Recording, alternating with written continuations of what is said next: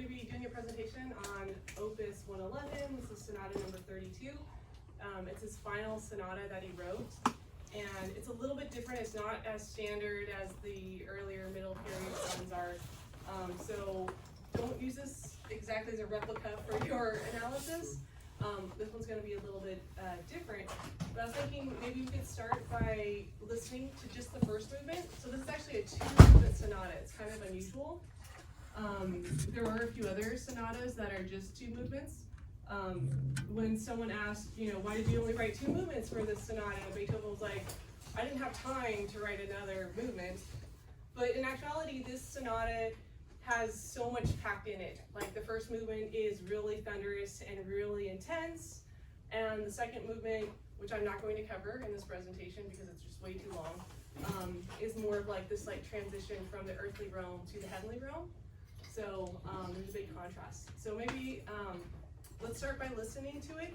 It's about 9 minutes, 8 minutes, 9 minutes, and then try to see if you can listen for the different sections of the sonata. So like the P group, the S group, the development, recapitulation, coda, stuff like that. So if you can just try to get an idea of what it's doing, and just be aware that it's not the standard sonata, but yeah, just try your best.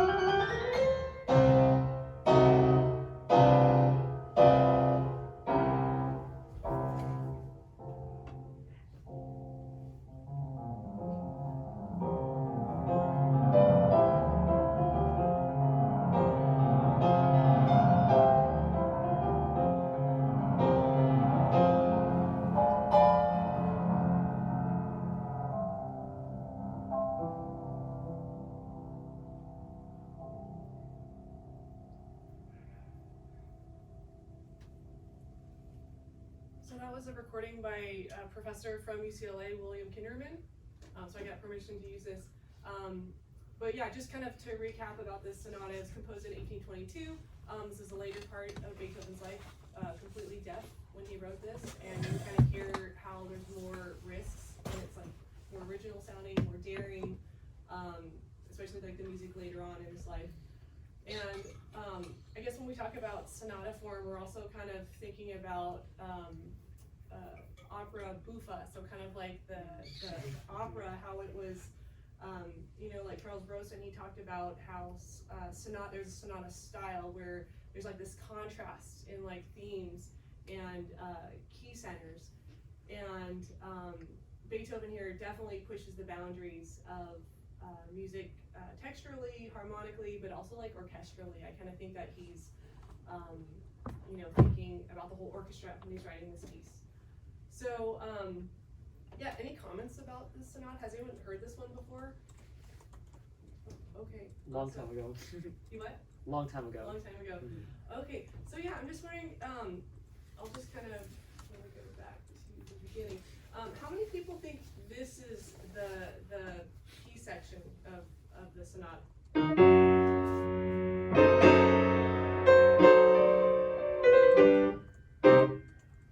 many people think that's the P section? No one? Okay, you guys are good. How many people think this is the P section?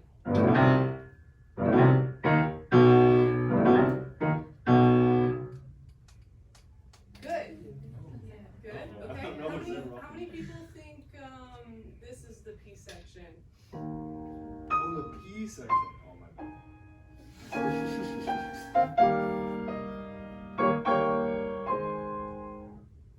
Anyone? Okay. It's a little tricky. This is a tricky sonata. So if you think about it, this sounded a lot like the Pathétique sonata.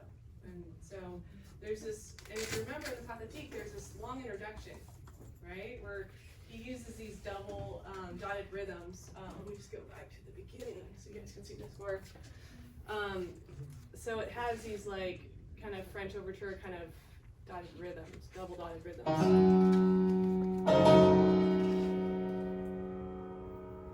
Right? And it's like there's a lot of this like push-pull rhythm going on, a lot of rubato, and a lot of diminished seventh chords. And then can anyone tell me like why diminished seventh chords? What's the purpose that he's trying to do? To try and get back to the 16th note feature, like diminuent there.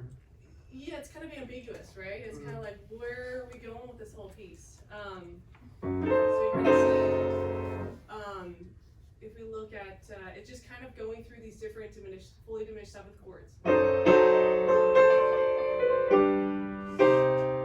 then we're going to...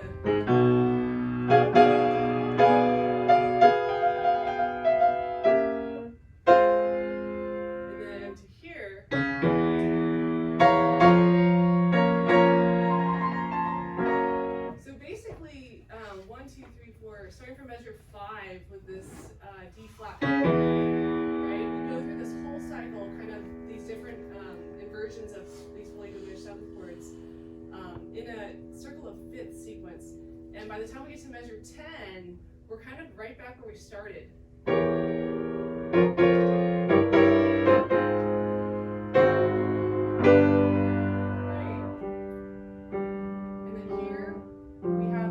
Foreshadowing of this ascending four-note motive.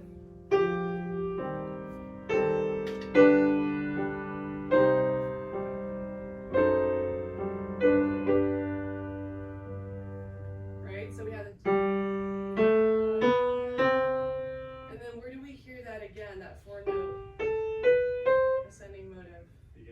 To begin the next. Yeah. Does this sound recognizable? What does that sound like?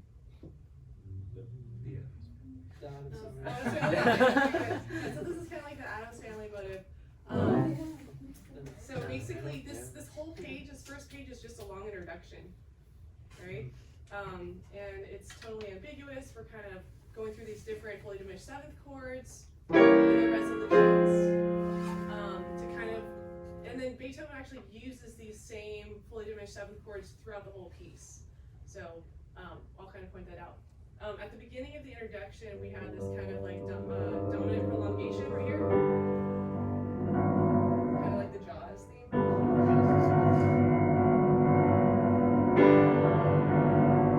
And then you'll notice here, on this next page, we actually go to this homophonic rhythm. Let's see.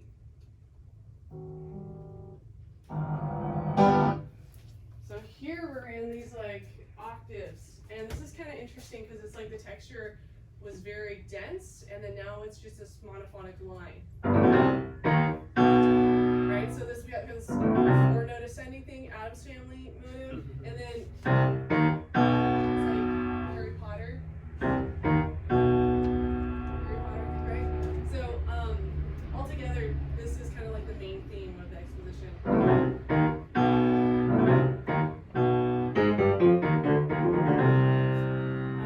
And I kind of think this sounds kind of reminiscent of like a fugal theme, right? Just because it has, without the texture, without the contrapuntal texture, but it has this like kind of bold statement.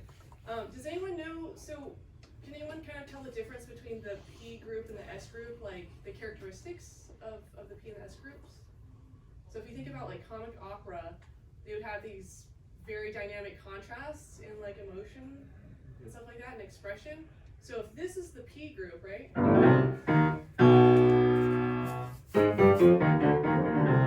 How would you describe that? Very kind of menacing. Yeah.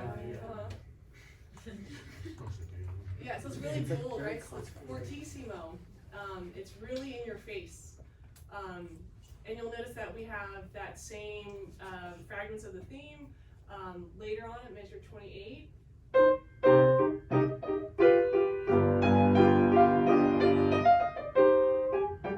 But in a lighter texture. And then here, the end of this page, we actually go into like a fugal treatment of this motive. So I want to play a little bit of this. So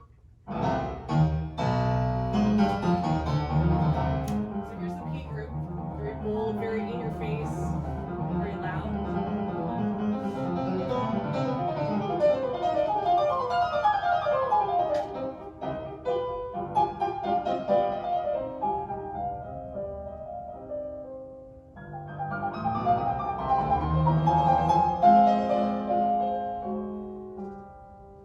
Then right here.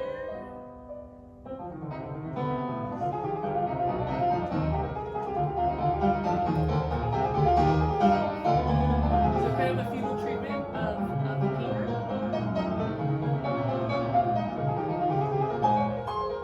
Okay. So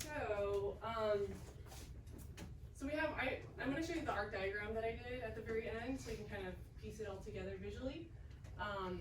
But basically I'm kind of finding where the different versions of the P groups are. So everything, and a lot of it is like the same material. It's just slightly, maybe slightly different accompaniment, or it's in like a fugal treatment, or in, harmony slightly different. So I just kind of mark every time that P theme kind of returns.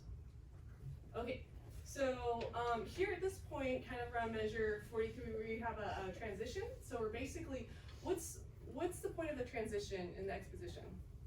Right after the P group. To get you to the dominant? Yeah, so what key are we in for this sonata? C minor? Yeah, C minor. And also the Patheticas is also in C minor, which is kind of interesting. Yeah, so we're actually transitioning, so we're actually, you would think, so what key do you think we're going to go to? Maybe like the parallel major? Or You would think so, right? But Beethoven's kind of being a trickster here. pesky Beethoven.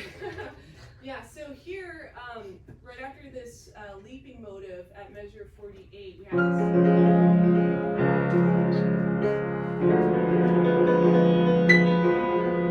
Here we've arrived in A flat major.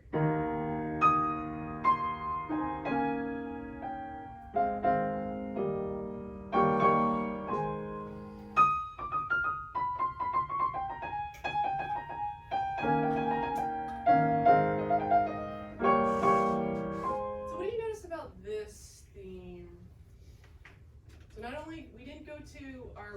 major, which would normally happen, we went to the submedian, so that's kind of an interesting thing. But also, what do you notice about this? So this is the S group right here. Okay, so how's it different from the P group? It's more gentle. Yeah, it's more lyrical and also kind of like a coloratura, kind of like, you think opera. Lots of ornamentation.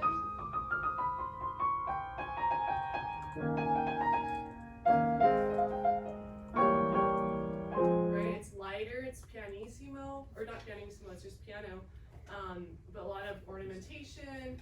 It's kind of like a cadenza in a way. Okay, and then at the end of the page we get to this section right here. So what's this, do you think? Oh. That's The the train. primary thing, like in the. Yeah, there's a Harry Potter. Right? So here, and then we have this kind of like this motor theme, or this motor kind of like 16th note pattern.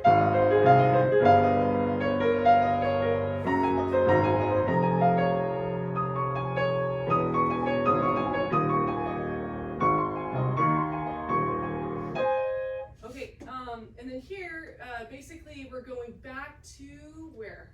Where's this leading us to? To the primary. Yeah, because we're gonna repeat the S group, or sorry, the P group and the S group. So let's continue on to the next part. Did anyone catch where the development began? Is that not part of the development, or is that still part of the section? I think it's It's a little confusing. it's like the digga on the bass. Yeah, so that's the transition right here where we have this kind of, I called it like a motoric theme. Kind of like this is the closing. So let's play it from here.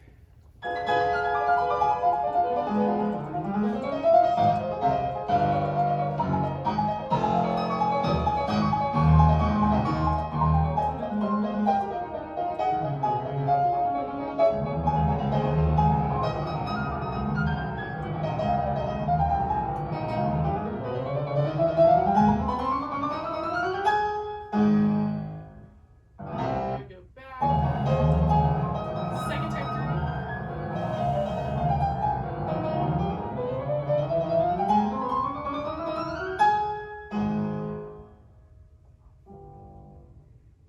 So what usually happens after the exposition? We usually have a A trend. Well, medial cesura.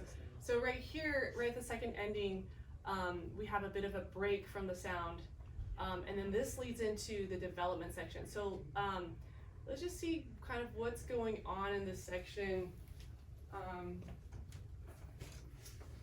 So here in the development, what key are we in?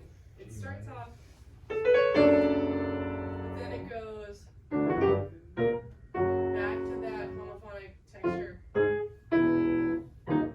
what key do we start off in? G. Yeah, G minor, right? We're on the dominant here, but then it's like, oh. And then we're going to be doing this Harry Potter theme kind of in sequences. And then again, we have this double fugue at the end of the page. So you'll notice we have a half note subject.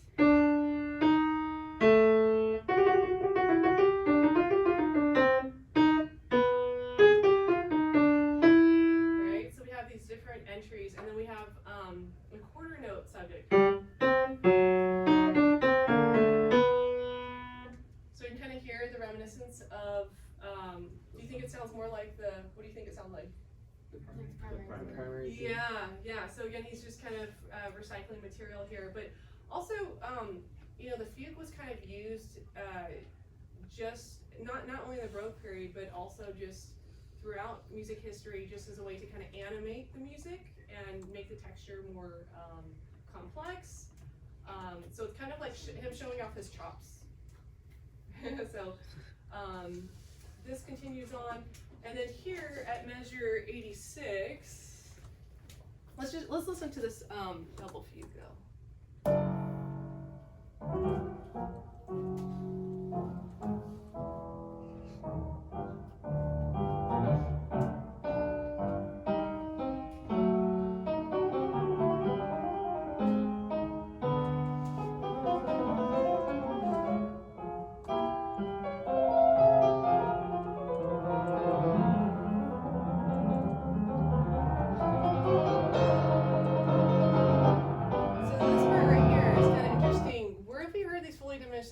chords from. From the Yeah, and they happen in the same order. Okay. So yeah, right here we're kind of going back to that beginning. And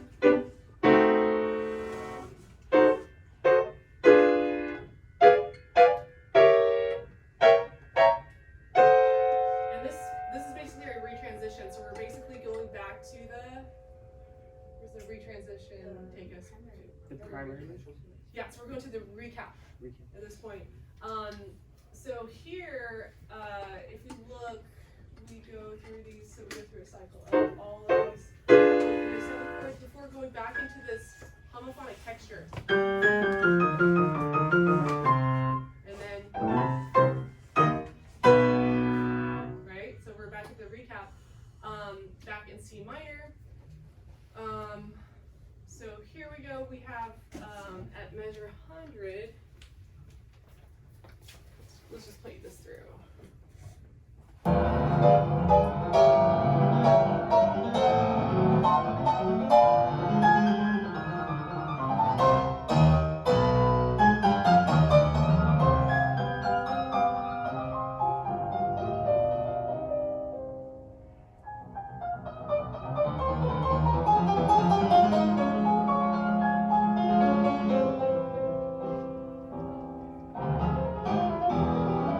Okay, so this section, what would you call this section? What's kind of going on here? We have this,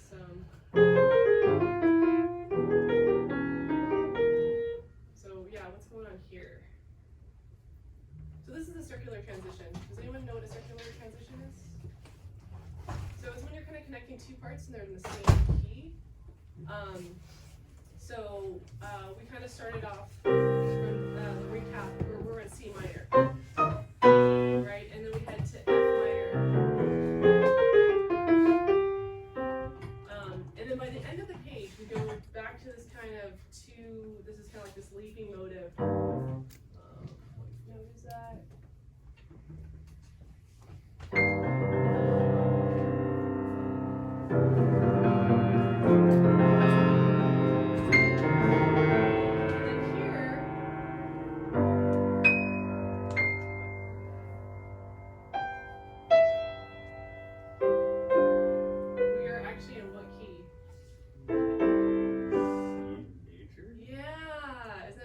So going to the relative major for the S group.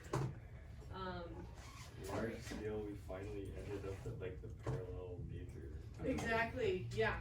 So it's kind of interesting how he's kind of playing with our sense of key centers. So this we come back to this very lyrical.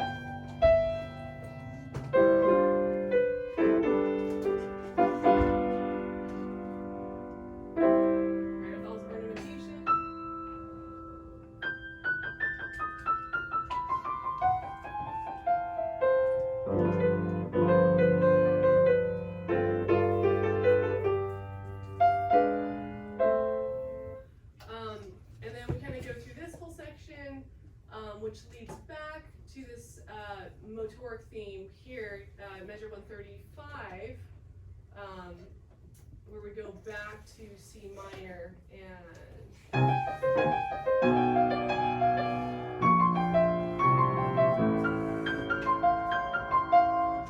gonna have William play because I had to practice this one. Okay.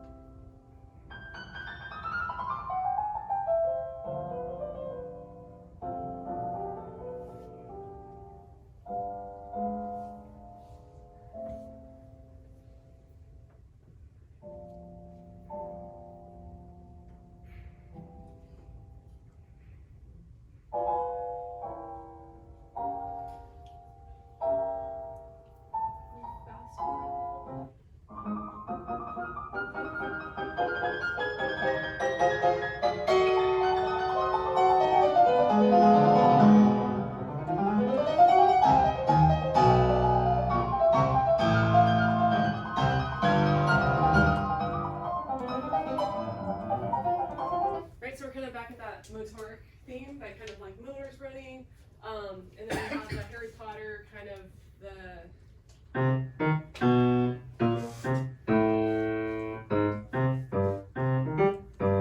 the right hand. And then we go back into this homophonic texture, kind of around measure 143. Okay,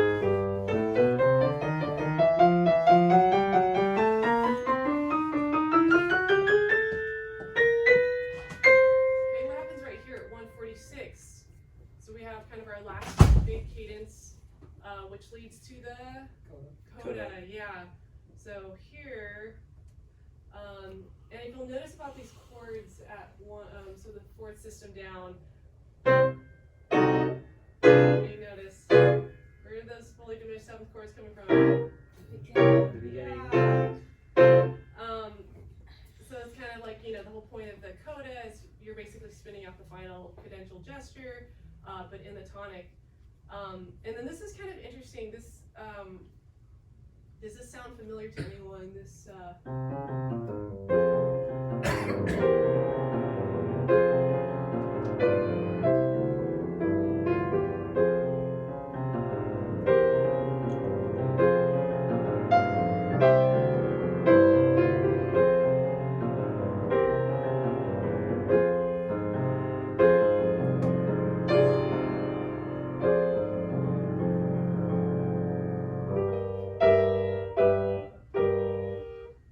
so where does this come from?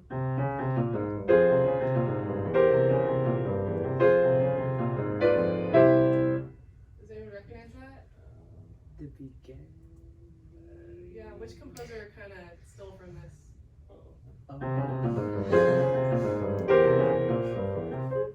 Chopin, Revolutionary Etude. I was gonna say Mendelssohn. You hear the similarities? So this, some people could say this is kind of like stolen from, he stole it from Beethoven, but, so this is the coda. The coda brings us back to, C. It has a Picardy third at the end, so we're kind of like, it kind of ends in C major, which is kind of interesting. It's kind of like dark and stormy and really turbulent in the very beginning, and then it ends in C major. And then the second movement, which we won't go into, actually starts in C major. I'll just play a little bit.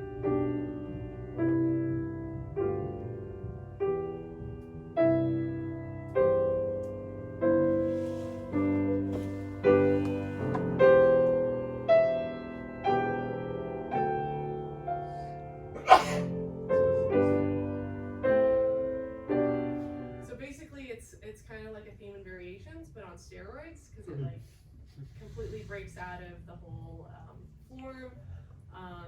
And using diminution, he basically speeds up each variation while sticking to the same tempo. And a lot of the key signatures are very odd, like 9/16, and then you have 12/32 for the third variation. And some people say, oh, he invented like boogie woogie, or he invented jazz, the shuffle, he invented minimalism, kind of before these things all were named. But it's kind of interesting. I definitely recommend listening to the second movement, because it kind of brings, like the first movement is more about like the struggle and the earthly realm, because there's so much like angst and like these fully diminished seventh chords that keep coming back. Whereas when we go to the second movement, it's basic harmonies, where he's going back to the basic. He's not doing anything really fancy harmonically. It's more rhythmically, and also there's just this lighter character to the music. So let me show you the arc diagram that I did. And I did mine in Adobe Illustrator. So, great. So here, oops. Yeah, so basically, this is just the first movement. And I just marked out, you know, the different sections, and I have like the harmonies down here, like in the introduction. And this is not quite finished yet, but I haven't gone down to the phrase level for some of this. But basically I have like the harmonies kind of written out, and then comments like, you know, uses like the introduction double dotted rhythms, like French overture, similar to the Pathétique. Lots of fully diminished seventh chords, and then I mark out all the cadences, and then, you know, like when the P group comes in, I say it's bold aggressive, it's a 4-note ascending. I guess I could say Addams Family motive because you guys kind of know that movie, I guess. And then the Harry Potter motive, so kind of in homophonic octaves. And then, you know, I would say more like Harry Potter, kind of like a more lighter accompaniment. And then it goes into this double fugue section. And then writing out all the times that it modulates, right? So, and I use different colors to kind of show the thematic material. So like yellow is the P group and green is the S group. And then, you know, if it's like a closing or transition, I kind of do a slightly different color.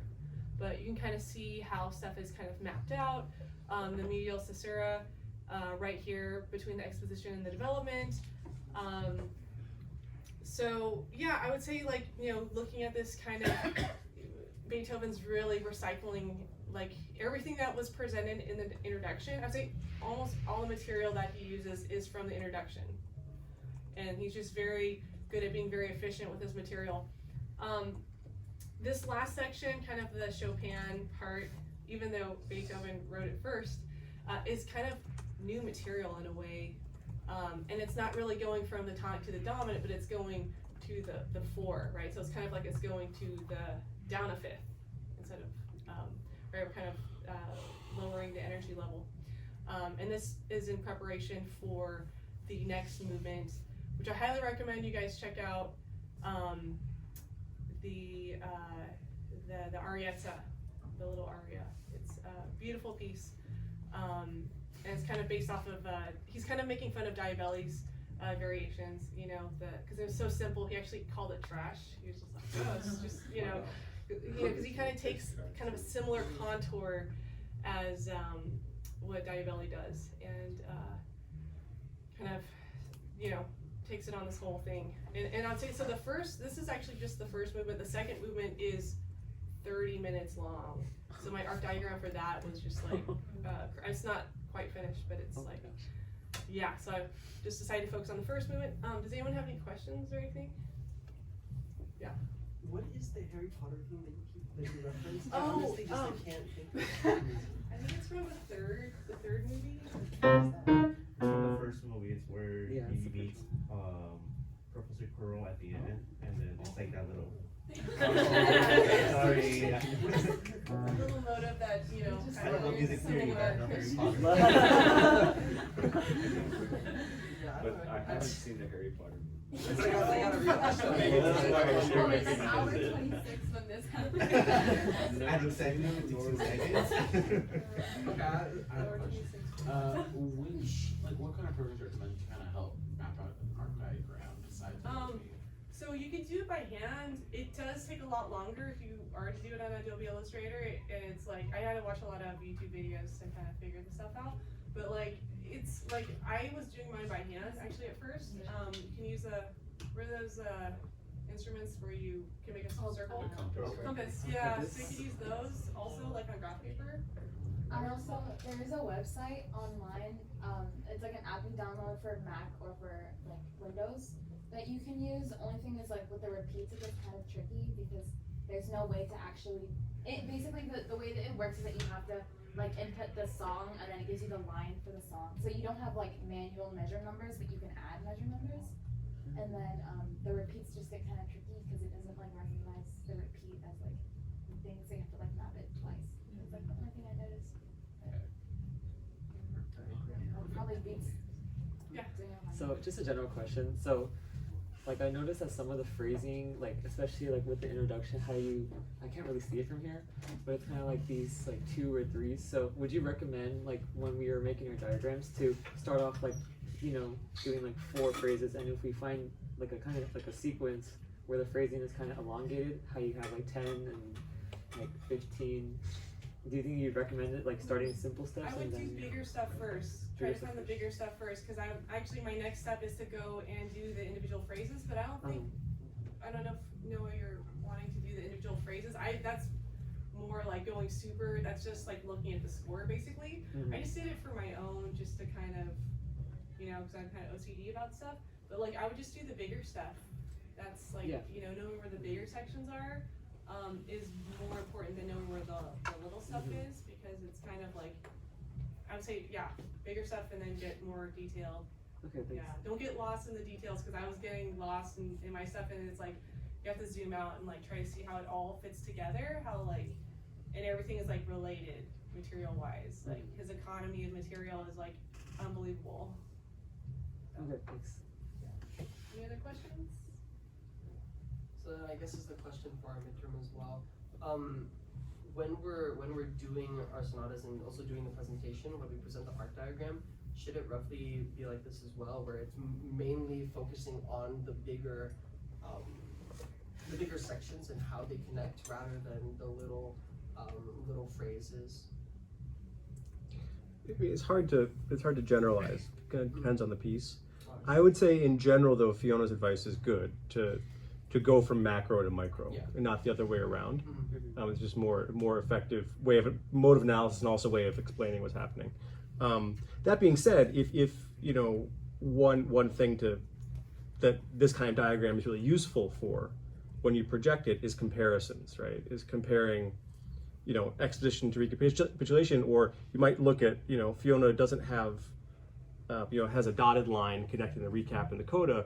She also probably could have had a dotted line over the introduction and the exposition, right? Yeah. And that would give you the total number of measures. You can sort of map, oh, what's the balance like, you know, introduction, exposition versus recapitulation, coda, and seeing those kinds of kind of large scale connections that when you're looking at the score, you know, you have to flip back madly between the bass, but having this kind of bird's eye view of the whole thing, right?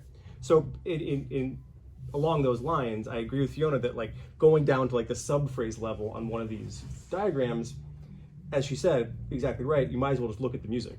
Like it doesn't actually tell you anything. It's just sort of being like extraordinarily anal retentive for kind of no benefit, right? Does that answer your question? Yeah, so what you mean is just like in general for the presentation, we're more focused on the sections as a whole and how they connect and how they contrast with I one think another. compare and contrast is always a good starting point for any presentation. You know, like how is this, these are two things, how are they similar, how are they different, right? And sonata form lends itself to that kind of analysis really well because you get so much repetition. I have a question. Yeah. What happened to the transition section between P and S? We're expecting a T, right? Yeah, there is actually, and I wrote it in the comments. So it's underneath. I didn't put it in the arc, but it is there. And that's why it's not quite finished. Well, no, it's not less a critique of your analysis, and more a question about the piece itself. Like, it seems like if there is a transition, it feels very quick and kind of, the themes sort of blend together in a way that's different than like we looked at Mozart. You know, we have this very clear Great. P and S, and this piece has this sort of amorphous kind of Yeah. link. Could you Yeah, talk a little bit about that? Bleeds into each other, and then also the development section, it's really small. Like you would think the development section would be, you know, but Also unusual, yeah. yeah. So it's definitely not a standard sonata. So, you know, take this with a grain of salt. This is not gonna be your typical sonata that you're gonna run into. And and this is a question for everybody, what do you notice about the proportions of the exposition in comparison to the recapitulation? Anything jump out at you? It's pretty similar. Really? Or Well, like but, the secondary one. twice as long. Yeah, they flip, exactly. right? The proportions are reversed, like, which is a really interesting thing you see in this diagram that you have. It's sort of like, it creates sort of like an arch, you know, which in some ways explains the duration of the development, right? That if you look at it from the outside, again, like that keystone idea, this keystone, coda maps to introduction, P maps to S maps to P with development in the middle. It's sort of this interesting arch form, which is interesting because usually what do we expect in terms of the relative weights of the primary theme and secondary theme in the exposition? We expect more secondary theme stuff, right? But here we get so much piece stuff, and it's almost a little like, the secondary theme is almost like it's little like, and then it's over, So it's very, really interesting. But that's the kind of thing that's really useful for this kind of, this chart really shows very clearly. Yeah, I think also just preparing for the second movement, it's kind of like we're going to C major, kind of like this flirtation with C major. And so it's like, because the second movement is, theme and variation, so it's like C major for the A section and then A minor for the second. And then it's kind of like this at the very end, which key wins? Because there's just like, you have the struggle, and it's like, C major at the very end. And then the next movement, it's kind of like it flirts with A minor, but it's mostly in C major. And it's also like, I want to point out like the ranges, like you kind of hear how Beethoven really utilizes the full range of the piano, more so than most of the sonatas, I feel like. So it's just all over the place. But it's like, and then at the very end, it was like, he said that like, the piano after all is a limited instrument. It's not really expressing what I want to say. It was kind of interesting because he's like, he tried to exhaust all the possibilities texturally, harmonically, and then orchestrally at the piano. But it was like he was still like unsatisfied with the piano. So, yeah. I actually had a question for you, Professor. So like when we're doing our midterm project, if we have a sonata like this where we don't really like, we see like a quick transition, do we like still indicate, or like, because I know in this there's no clear transition, no moment between P and S, but do you think we should still mention? I think in most of the pieces, probably all of the pieces you're looking at, I think there's probably a clear enough transition section that it should probably show up in your part diagrams, I think, as the probably rule. As a general rule. But especially for the earlier sonatas, which I think you have one of them, the transitions can be very short. The transitions tend to get longer as we kind of go. Okay, thanks. Good. Any other questions? Any final thoughts? Advice? Yeah, just try to listen and try to hear the sections. Listen, that's such good. Look at the key centers, see like where is he shifting, where are the cadences. That's what I did, like when I first started, I mapped out all the cadences. Can you talk about that? Can you give some advice about listening for cadences? Actually, it would actually be very useful if you go back into the music and talk a little about the cadences, because they're a little bit, I think one of the things that I think is challenging, I think, for this kind of analysis when you're first starting, is identifying where the cadences are. So if you can talk a little about your criteria about, Yeah, actually, cadences. When I first heard this part, I was counting that as where the cadence was 5-1, but actually this larghetto thing, it's actually ends on a half cadence. So just be careful when there's a lot of like ornamentation. Try to hear the whole phrase, and then where does that, it's just a repeat of what he just did, but using a fully diminished seventh chord. So don't get lost in this, the fancies, because I was actually doing it wrong at first. So not every 5-1 is an authentic cadence. Right, Yeah. right. So don't get lost like in the beginning part where there's just a lot of flurry and ornamentation. Just try to hear where the melody is actually going, right? Because I always thought like the smaller the note, the more ornamental it is, right? It's just kind of decorative. And then try to see the patterns of how the phrases are built as well. He uses a lot of sequential stuff. And then, when he's kind of developing something, he doesn't really do what's really you would expect. I feel like it keeps going.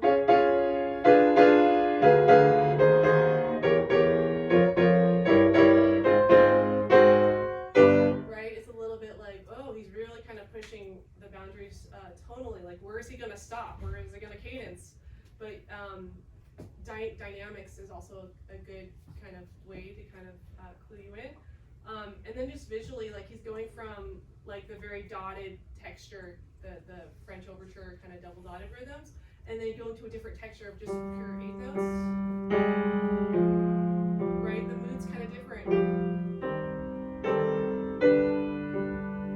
We still have some of those double dotted rhythms, but yeah, just try to follow the phrase lines. Try to see the different things that are happening.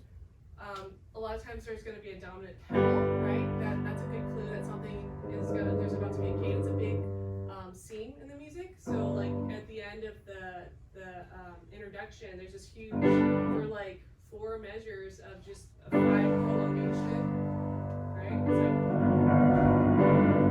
before it goes into this, and then also like looking where the music kind of goes back, right? Where it repeats. That's a good, like before the development, it's going to go back to the P. So that's a good indicator. That's why you guys didn't fall for the, that's just the introduction. So I think, yeah, looking at it textually, visually, and listening, it's not always going to be easy to see. Listening is very important. But for this piece, it's like texturally, like where is it thinning? Where is it homophonic? Where is it going into like a fugal texture? Like I feel like he does a lot with texture, so I had to kind of. And then when the S group came in, so different, right? Very different. And you're thinking about the S group as more lyrical, cantabile, more gentle, more flowing, softer.